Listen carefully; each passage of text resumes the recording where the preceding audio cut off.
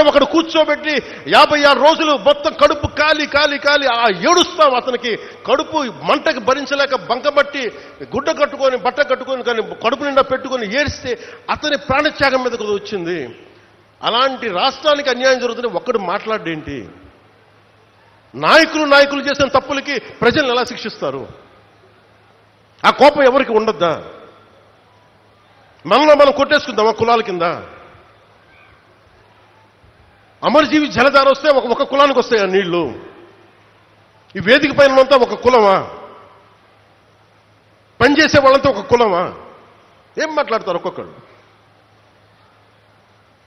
కులాల సమూహంతో కూర్చోబెట్టి కొట్టుకుంటాం కానీ సమిష్టిగా ఇది ఆంధ్రప్రదేశ్, ఇది భారతం, ఇది భారతదేశం అని లేదే ఎవరికి.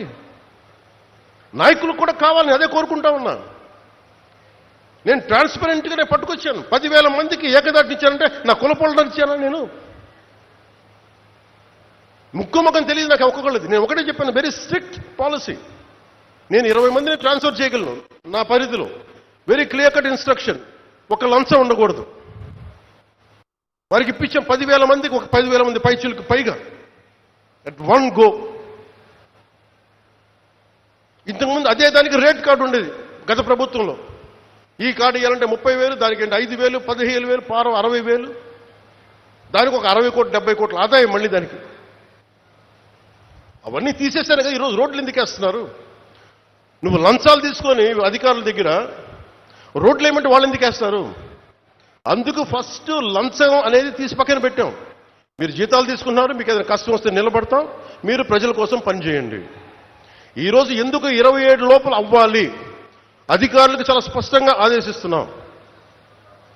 మేము మీకోసం కట్టుబడి ఇది 2 సంవత్సరాల నీటి ప్రాజెక్ట్ పూర్తి అవ్వాలంటే పూర్తి అయ్యే తీరాలి.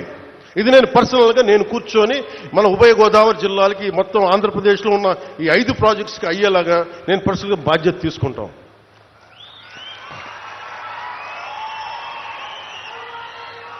మీరు ఊహించుకోండి, నా స్వార్థం వదులుకోకపోతే, నన్ను నేను తగ్గించుకోకపోతే 3,500 కోట్ల రూపాయలతోటి పల్లి పండుగ 1.0 చేసేవాళ్ళమా?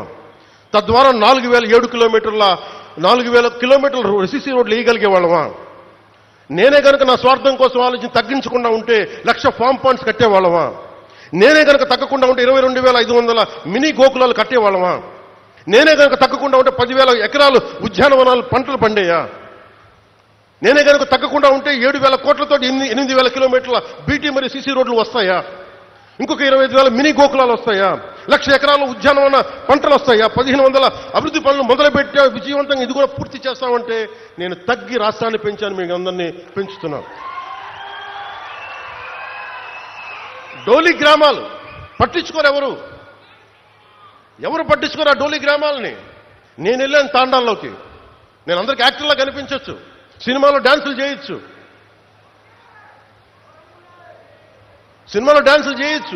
నా పని అది, నా వృత్తి అది. కానీ ఎందుకు చేస్తా ఉంటారే? మన మనిషి కష్టాల్లో ఉంటే ఇదే తాండాలో నేను తిరిగాను, ఇదే తాండాలు చూశాను, ఆదిలాబాద్ గోండు తాండాలు తిరిగాను.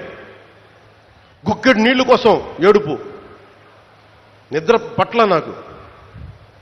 వస్తామో పెడతామో తెలీదు. ఆవిడ అడిగింది నాకు నీళ్లు కావాలంటే ఆ నీళ్లు